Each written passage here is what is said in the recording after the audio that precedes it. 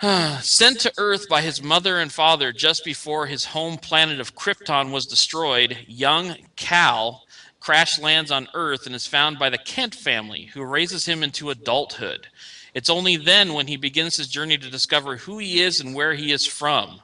After coming into contact with an ancient artifact from his homeworld, Cal learns of the evil General Zod, a deadly and powerful force that is dead set on claiming Earth as a new home for their people, which would mean the death of all human life on the planet. Cal must then decide if he fights for the Krypton or for the people of Earth as their Superman. Um, okay.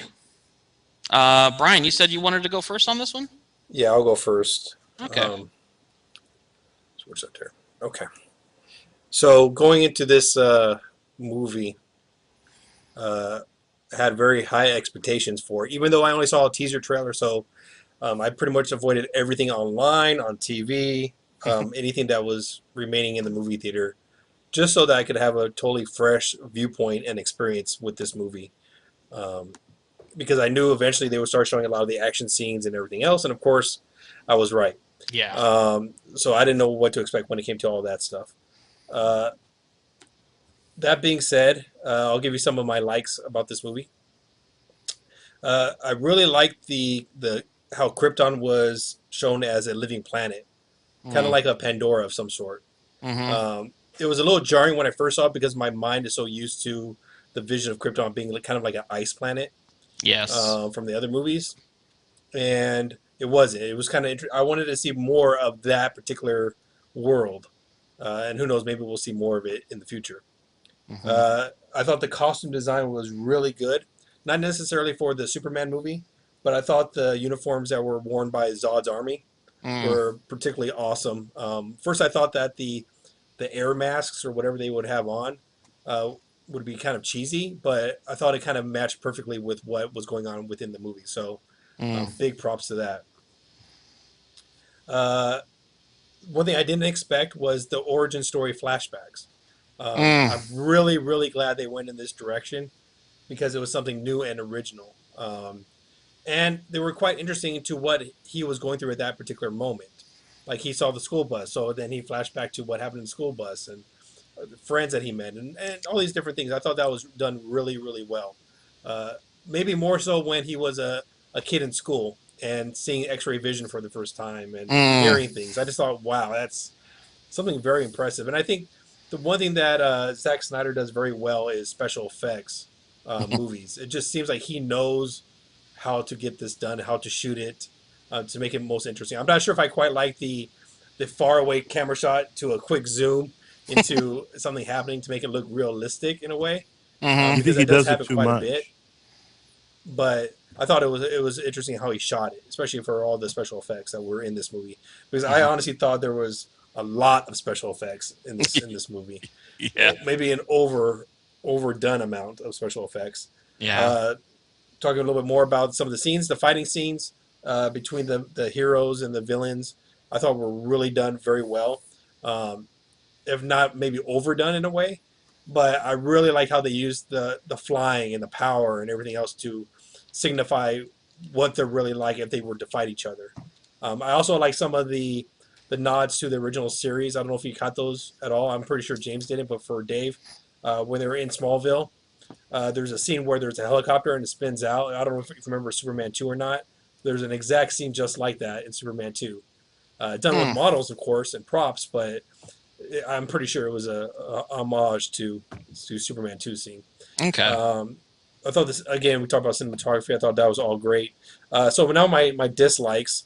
Uh, Number one is the product placement, which is seems to be all over the place in this movie. Does Lois Lane use a Nikon camera? Yeah, or the whole area of a particular city being destroyed, but you see a Sears logo in perfect condition right behind them. I thought it was very jarring in some moments. And most movies have these type of things in it, but I don't They know. It hide just it. They seemed hide it better. to stick out. IHOP Yeah. and 7-Eleven and all these different things. Okay. The IHOP thing showed up like 3 different times throughout the movie. Right. Yeah, that was really kind of like in your face. And that goes to my WTF moments because there's a lot of the part of this movie where I was like, what? Why is this happening? Or why? and again, we brought this up many times before in other reviews. Is if it's a good movie, you don't really care or notice it as much. That Hmm. there's a lot of things that don't make sense. But in this movie, they seem to stick out a lot more to me. Like we talked about IHOP scene. There's a part where they fight inside of IHOP, and Yeah. there's people inside that. There's patrons inside the restaurant just chilling in there while they're beating the shit out of each other. Like no one's running out of it or no one's doing anything. They're just kind of and then the amount of destruction that happens when they do fight. Oh my It's like, God. oh my god, is this a Transformers movie or is this a Superman movie? Because it's I think way too much, especially when they get to Yeah. Metropolis and different things. It just seems. And I brought up to James in Superman. I don't know if he heard me in the movie, but I said at least in Superman 2, he realized how much damage he was doing and flew off to Krypton or Yeah. to his home to take him away from the city. And here it was just like they might as well just destroy the Earth because they blew up everything in Metropolis. Were there any buildings left standing in Metropolis at the end? It didn't look like it. Yeah, I think they knocked over every skyscraper. It just seemed way too much. And then finally, I as much as I like Amy Adams, I just think that she was out of place in this movie overall as Hmm. Lois Lane. I don't think there was any reason to even bring Lois Lane into this movie until the very end, Hmm. because it just seemed like a tacked on character. Like she was just there at the proper time, and there was one part where she has to be where Superman gives her something to use, but she has no idea what to use it for. And she just happens to be in this scenario where she has to use this particular piece to save the Hmm. day. And I'm just like, really? I mean, it just this doesn't fit. I thought it would be much better if she was shown at the very end of the movie Hmm. from that scene, and then continue the story for the sequels and everything else. Um, the other thing I want to bring up is some of the hidden eggs or the hidden gems or eggs that are in this movie. Hmm. Um, we you saw the LexCorp thing, right? I know James and I noticed it. I did not notice that. There's a tanker that is like thrown at Superman and it says LexCorp on it. Oh, okay. And then, but this is one I saw online is when there's that when they fly into space and there's that satellite. Uh-huh. The satellite is actually from Wayne Enterprises. Really? Yeah, I really Oh, wish I would have saw that. wow. Yeah, I wish they would have made the nod, the Easter eggs or nods toward the other DC stuff like a little bit more noticeable, Right. as opposed yeah. to just really well hidden. Because I was going to save this for later, but we could still talk about it later. But there were a lot of rumors going out there that they were going to throw in hints of a Justice League movie with this, and I didn't see that anywhere in this. I think But they were scared or yeah, weren't sure yet. yeah, Uh, Kind of like Iron Man and Iron. Well, I guess Iron Man does kind of talk about it, but yeah. anyways, overall, the movie was actually disappointing to me, Wow. just because I was expecting more from it. Hmm. Because there's a lot of slow parts in this movie, and it takes forever to get going. Hmm. And I didn't. I mean, once it gets to the action scenes and everything else, once Zod lands, and that stuff was really interesting to me. But all that stuff leading up to like finding the ship in the mountain or the glacier, and it just it was just kept going and going, boring stuff. And I just Hmm. wanted to get to the good stuff. Hmm. And But I would still recommend seeing the theater. I mean, don't pay extra money for IMAX because it, of course, is not a real IMAX movie, and don't pay extra to see it in 3D because it's not really a 3D movie either. Uh, just go see it in a regular theater, and then you'll have a good time. I mean, the sound is awesome. From what I hear, it's also on Atmos. So if you have an Atmos theater, I'll probably recommend seeing it because it's very loud. Um, and Yeah, that's pretty much my recommendation. I didn't particularly like it that much, but I can see where other people will. I think it's a hater like type movie. You either hate it or Interesting. like it. There's no middle in between. Wow. Yeah. Okay. James, would you like me to go next, or would you like to? I was going to go next, but I'm now feeling the need to go last. Oh, okay. Well, I'm going to start out where Brian left off, which was with the IMAX and the 3D with this movie. I was unaware that this was a digital IMAX. Going into this, I was expecting this because I mean we've talked in the past about how Marvel superhero movies are all digital IMAX, and how digital IMAX will never fit a traditional IMAX screen. It's just impossible right now. The technology doesn't allow for it. So when the movies was getting started, and I saw after the 3D stuff came up, it said DLP. I was like, I had an audible sigh. I was like, oh, because I knew instantly what that meant. So I instantly regretted going to IMAX for it, which is really sad. Because the last thing I want to do before I go see any movie anymore is to do an immense amount of research to find out if it really is the thing I need. I think it is, and I was hoping that DC wasn't doing the same thing that Marvel was, but apparently they are. So, Which but doesn't yeah, make too much sense since Dark Knight was an IMAX. it was, yeah, they had like over an hour's worth of footage that was in real IMAX. But the problem is this film was made in digital. It's impossible to do it if you make your movie in digital. Yeah, it's just a shame because I think Superman would have been a really good choice for true IMAX. Yeah, there was some great scenes in this that I think would have worked really well. But that, and then of course 3D. We have yet another post-converted 3D movie. Iron Man 3 was another one we talked about, which we all agreed on the 3D, and that was just non-existent. Earlier this year, the G.I. Joe, Rise of the Cobra, or no, G.I. Joe, I forget what the title of that one was, but the new G.I. Joe movie was post-converted 3D. Once again, horrible 3D, nothing. I mean, basically all the glasses do is they serve to make the screen not blurry. That's all they do. There was no 3D in this movie at all. Usually I can catch glimpses of 3D, but I didn't see any in this at all. So both of those aspects were really disappointing to me. I had really wished I would have went to a traditional theater to see this. IMAX is really, I mean, as much as I love the format, they're really losing points with me by doing this shit. It really upsets me that they're tainting their good name by helping studios just suck money out of us for no good reason. But that being said, let me move on to the movie. So this movie, it's been getting a lot of has been getting a huge amount of negative reception. We discussed earlier about the 56% on Rotten Tomatoes, which is really surprising to me. I can understand maybe the movie not, being everybody's cup of tea. But the fact that this movie has actually gotten more negative reviews for it than the Superman Returns movie did is kind of astounding to me, because I actually really like this movie. I can't say exactly I love it, but there were a lot of things I loved about it. Now, I'm a huge support. I love the original Richard Donner movie from the 70s. I thought that movie got a lot right with the origin stories of Superman and Clark Kent, which a lot of other movies after that kind of patterned themselves off of. And for the longest time, I couldn't imagine how they could do a Superman origin story again without covering the same ground that Richard Donner did, and in the same way he did. I think that what Zack Snyder and Christopher Nolan, who also helped on the screenplay, I think what they constructed here was a great middle ground where we got an origin story, but the film didn't focus on the origin.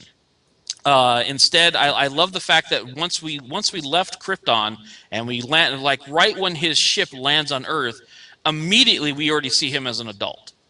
So to me, I mean, I know, Brian, you mentioned the beginning stuff was a little bit slow and everything. I actually found the fact that we got to see him as an adult immediately helped move the film along a little bit quicker than usual.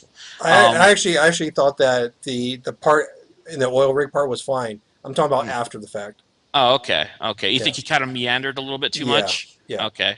It was so high octane in that beginning part, and then just stops, and it kind of builds until he gets a suit and everything else. I think they kind of needed that, because the way that they set up his character, Clark Kent or Superman's character, is that he is a stranger in a strange land, and the way that they build up his character with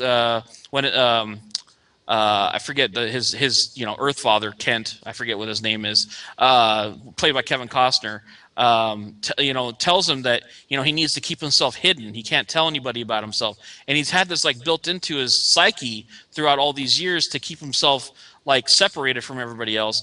I think the stuff in the beginning where they were showing him move around the countryside looking for a place or looking for answers, I think that kind of worked into what the movie was trying to, build him up to be, which was like unsure of whether or not he not only wanted to reveal himself, but whether or not he was actually, part of Earth, like part of mankind.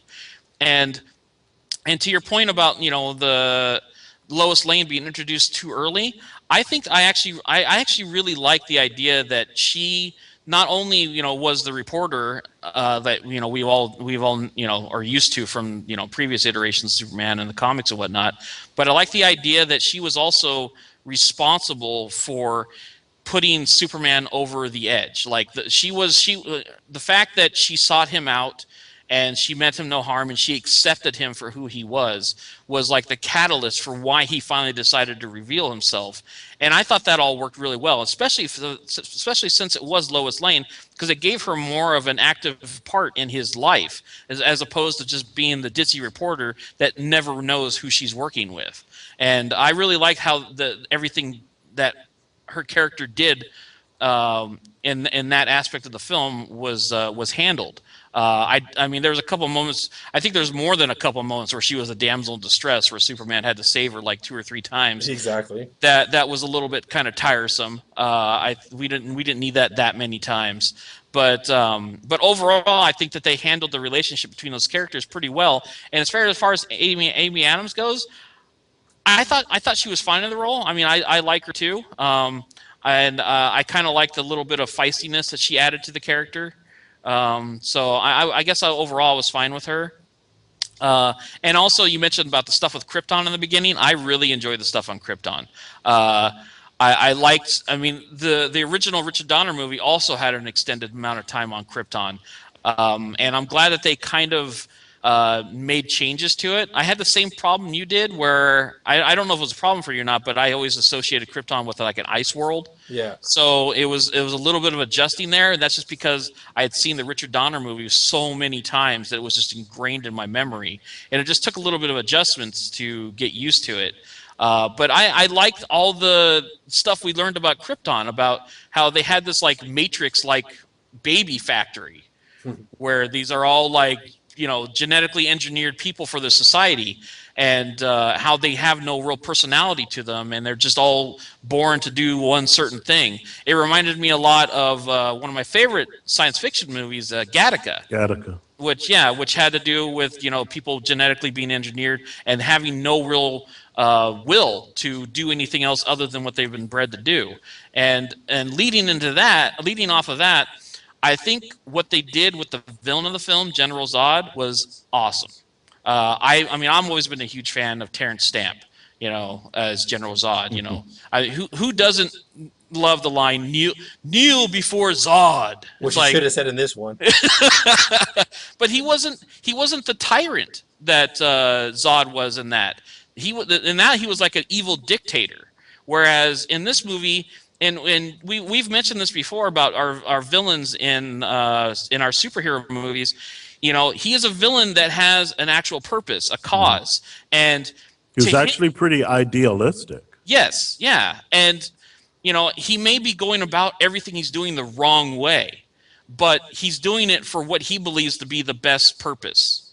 He doesn't think he's doing anything wrong, or at least if he is doing anything wrong, he's doing it for the greater good.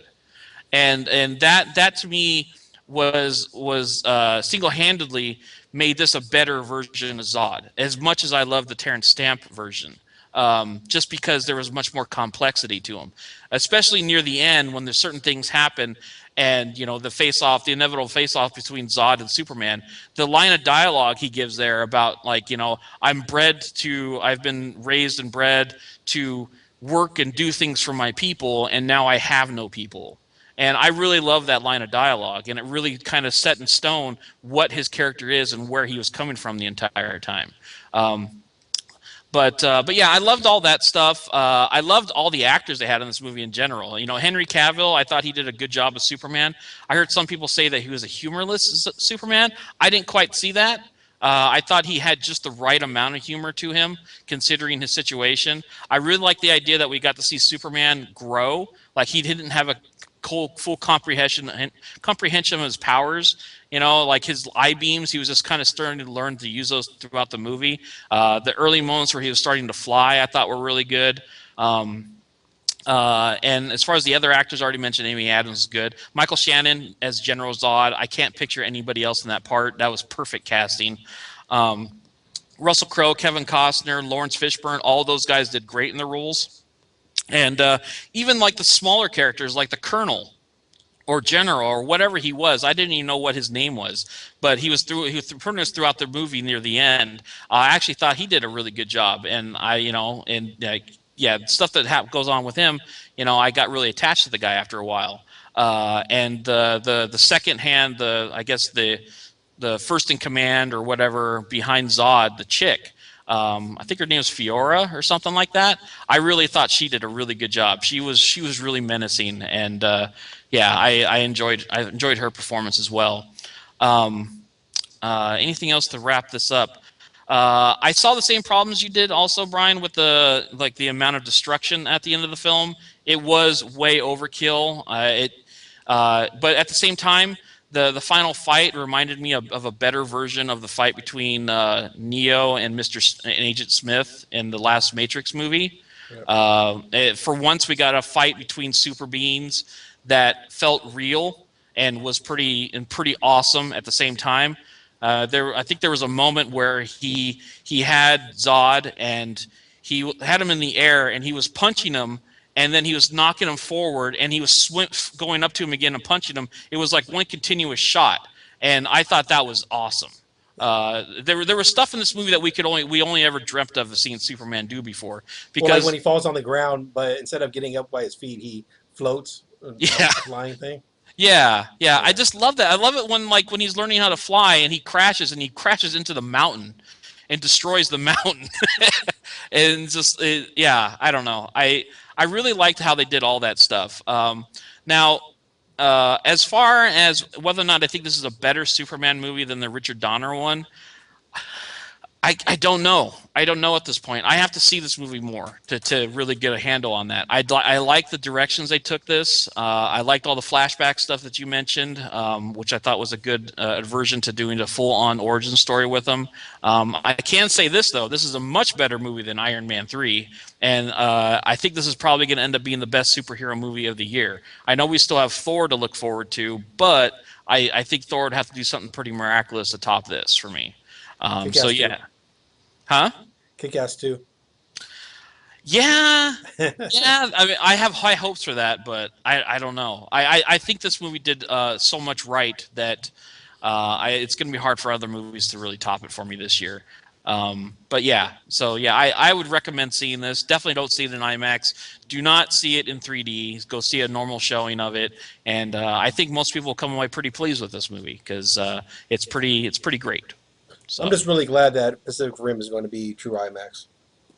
Yeah. The trailer shows it. Yeah, the trailer was in true IMAX. Yeah, I just got to find a 2D showing of it. So. James, to your right. But in any case, so James, what did you think of Man of Steel? Okay, so I didn't see, or let's say this a different way. I am recommending, like you said, don't see it in IMAX. And don't watch it in 3D. I think that on its own, it is a very, very good-looking digital film. It's crisp, it's clear, it's striking, cinematography is great. Those gimmicks like IMAX and 3D are not needed. This is a good-looking movie. To me, the negative reviews are due to people having a higher expectation for this film. I don't recall anyone thinking that the previous one, what was it called? Superman Returns. I don't remember anyone thinking that was going to be great. No. Okay. A lot of people looked at these trailers and said, this is going to be awesome. So I think when you build that up, I think that's where disappointment comes in, right? You have to go into it with more of an even keel. Brian said that this is kind of a love it or hate it kind of film. And I mentioned that my barber said that this is the greatest superhero movie of all time. Warning. Warning. I didn't feel that way. Mm. Now, I didn't hate the film, and I wasn't clear if Brian like hates it. I said I did. I would recommend it, and I would probably watch it again, but I was disappointed by it Okay. Mm. because, like you said, So I expected more. right. So I didn't hate the film, but I didn't love it either. And unlike Brian saying he was disappointed, I think it far exceeded my expectations. Mm. Okay, but that's not to say that I love the movie. I just, I've been burned too many times on this crap, so it turned out better than I thought it would. The thing that I was really concerned about going into this movie was that I did not want to sit through another Superman origin story. Mm. Period. And this movie addressed that very well by interspersing his origin and his youth in flashbacks. Yeah. Instead of just showing us like a lengthy 45 minutes, of origin or whatever, it just kind of intersperses it here or there where it's relevant, where it's going to help the story move along, where you need some backstory, boom, it gives it to you. Yeah. And I thought that it did that very well. About Amy Adams, I saw her, she stuck out to me as an important character for this film, but at no point did she ever strike me as the iconic Lois Lane. Mm. And so I'm wondering if Lois Lane needed to be in this movie at all. Like maybe save that for the next one or something. Because you could have this character that you had in this movie without calling her Lois Lane. Mm. Thank you. Louis. Okay. And You did, I go ahead. you didn't feel that it's leading down a more interesting path for their relationship, the way that they were introduced to each other in this. Well, when we start talking about the future, which I'm going to do, I have all kinds of concerns. Uh-oh. Okay. So, well, let's just jump into it right now. I'm wondering if they were ever planning for a sequel to this movie, because just the title Man of Steel 2 doesn't seem to roll off the tongue to me. Doesn't have like a ring to it. And when I start thinking about a Justice League film, I really don't know how you make a Justice League film either, because the Superman that they showed us in this movie doesn't seem like he needs any help. He is portrayed as being incredibly powerful. And he actually becomes more powerful throughout the film. Because the Superman at the end of this movie would have had no problem with that oil rig earlier in the movie. Yeah. There's that oil rig scene earlier where he gets hurt and gets knocked out or whatever, and he was like struggling to hold it up. The Superman at the end of this film would have taken that oil rig and thrown it into outer space. Yeah. Unlike Brian, I didn't think that the movie was boring. I actually looked at it the other way. To me, it had almost too much action. There were a lot, and I mean a lot, of assumed human casualties in this movie. Yes. Like, Especially for the 9/11 references. well, I mean, at least it wasn't New York City. I think Smallville just got a whole lot smaller.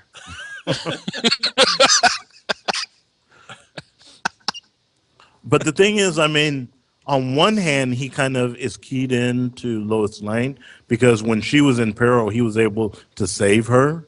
Mm-hmm. But there had to be thousands of people who needed some saving in this movie. Well, I mean, the one chick, Fiora, the General Zod's henchman or whatever, she mentioned that, for every one that you save, we'll kill like 1,000 more. Mm-hmm. So, and I believe they got killed, too. Because, I mean, the first time it really happened is when they were fighting, I think it was in Smallville, like in kind of an old town area, yeah. like, a shop with shops on either side. Mm-hmm. And Superman was telling people to like get inside, go, but they would get in the shops and then they were peeking out the window. Yeah. Well, that whole street was blown up. Yeah, they were Was like like, a huge Missiles, machine gun fireball. fire. yeah, Right. yeah, they were under attack by jets, and then the jets would eventually crash down onto the buildings. Right, and then you had like, well, even if the jet crashed in the middle of the street, you had these fireballs that were blowing out windows on either side. So those people were insta dead. Yeah, it's exactly like Brian said. Like he mentioned the Superman 2, how like Superman realized the damage that he was doing, so he took him away from the populated area. Where this Superman was like, screw it, it's on. And I wondered why the military didn't have an issue with that. Like they end up saying that, you know, Superman's on our side, Superman's a good guy or whatever, but he's taken out a city here. Well, No, the only issue they had is when he took down a drone. that was pretty funny. How dare you take down a drone? It's like, do you guys realize I destroyed Metropolis, right?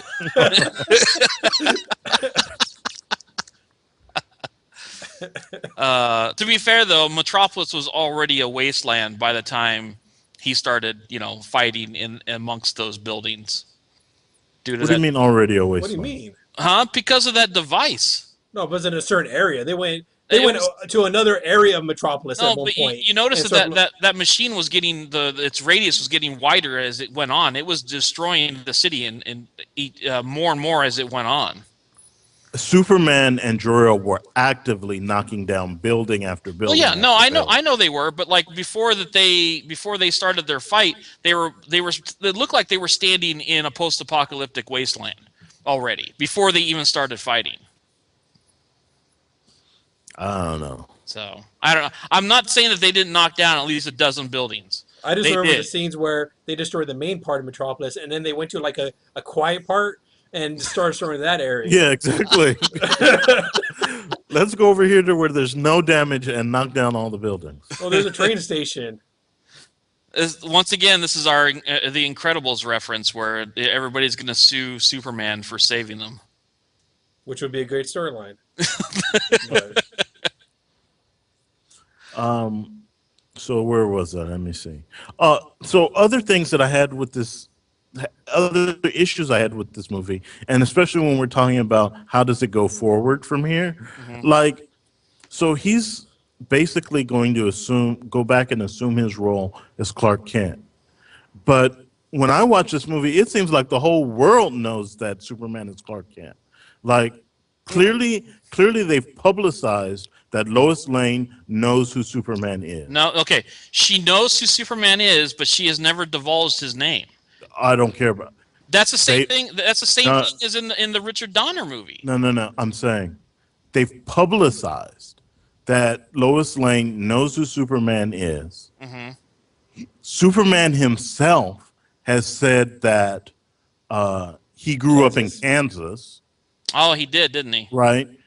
Lois Lane went around and talked to individual people about, hey, did you know this guy named Clark Kent? And yeah, tell me about this super feat that he did. Those people Right. didn't know his name was Clark Kent. He gave them all fake names. It was Okay, only what since he got back to the home. Did you know this guy in this picture? Yeah, Tell me about the super feat that he did. but he had a beard then. no, but Oh, remember he. okay. Oh, now he has glasses. And don't get me No, she started went back to about this- Smallville and asked people in Smallville about. Right, him. exactly. That's what I'm saying. If you're in Smallville and you're talking to people and you're saying, "Tell me about how the little boy pulled the bus out of the water," then at that point everybody knows. Oh, that's the Superman guy we're talking about. And who was he? Clark Kent. That's what I'm saying. The world knows now. So how do you go back to this? Oh, he's just gonna assume this other role, and I thought they were don't gonna totally get rid don't of send that. this drones behind me and try to figure out where I live. I think they all know already. I think he was talking about like elsewhere. Well, actually, he doesn't have a home outside of Kansas anymore, does he? He does He has a not. spaceship. Because he never made his Fortress of Solitude. That ship was kind of his fortress of solitude. But regardless, okay, moving on.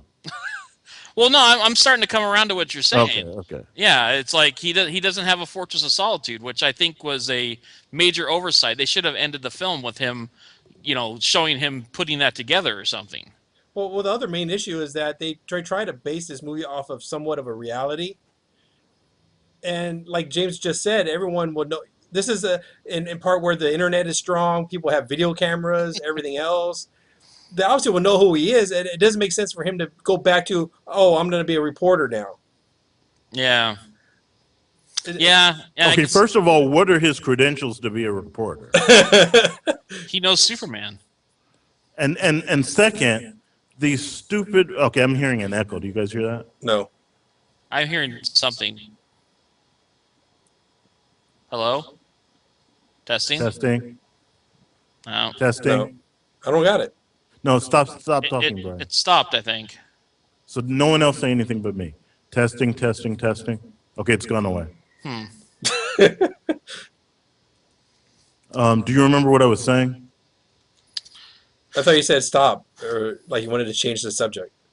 No. I was saying something. I don't remember. Okay, I don't remember either.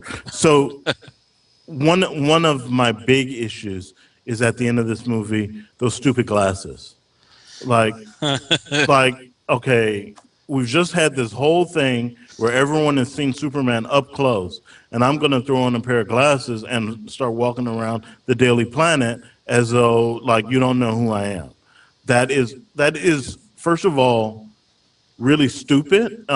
Maybe it's trying to like tie to previous versions of Superman, but in this movie itself, they've already established that Jor-El was supposedly the greatest scientist on Krypton.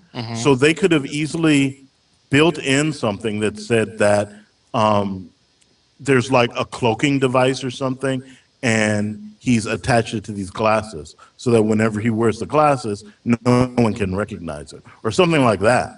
But they just made it where he put on a pair of glasses from Rite Aid and walked into the Daily Planet, and no one recognizes. Hasn't that always been like a running joke for Superman anyways, the fact that the glasses, nobody can recognize him with the glasses? But Dave, based on this universe, there's no need for that.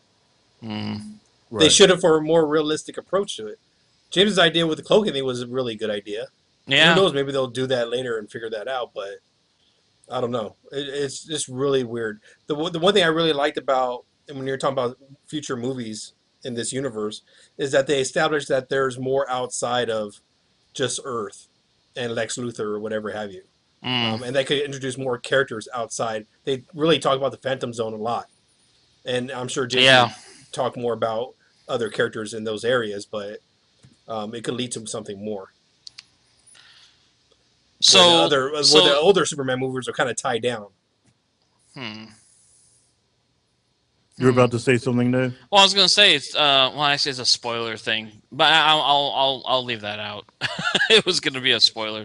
I already added spoilers to the video stuff, so if you want to just talk. Oh, I was gonna say, so the people that from Zod's group that got sent to the Phantom Zone, could they possibly still be alive? Oh, certainly. Okay. So we could see the return of Fiora. Was she not killed? She was in the airplane, but at the same time she was superhuman. So I don't think that explosion would have killed her. But I'm pretty sure she got sucked into the black hole though. And definitely got sucked into the black hole. Yeah.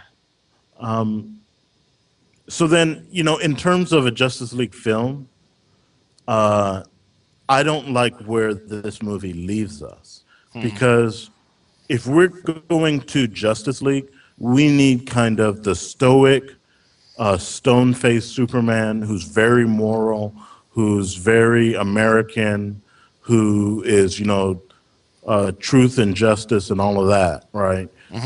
This movie doesn't leave us with that Superman. This movie, he's still basically a kid. I mean, he's in his 20s, but he's still very youthful. He's not that stoic Justice League Superman. I think the sequel could grow that out, though, James. What's that? I think the sequel will grow that out. It's possible. It's possible. So, well, you think there's going to be Man of Steel 2 before Justice League? Yes.